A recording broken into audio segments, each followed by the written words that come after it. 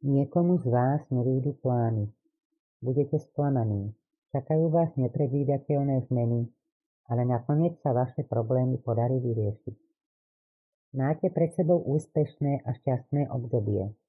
Nech už riešite akúkoľvek situáciu, verte, že sa vyrieši vo váš prospech.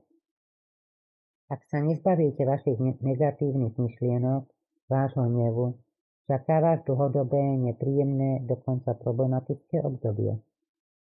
Vaša situácia bude stagnovať, nič sa nezmení, pokiaľ nezmeníte váš postoj, vaše problémy v rodine budú pretrvávať. Ak však odpustíte, zbavíte sa hnevu a na situáciu sa pozriete z iného uhlu pohľadu, vykročíte novým pozitívnym smerom a čakajú vás pekné veci. Ak máte záujem o väžbu, môžete ma kontaktovať cez správu. Či už chcete poznať, akým smerom sa budú uberať všetky vaše oblasti, alebo chcete odpovede na otázky. Ďakujem.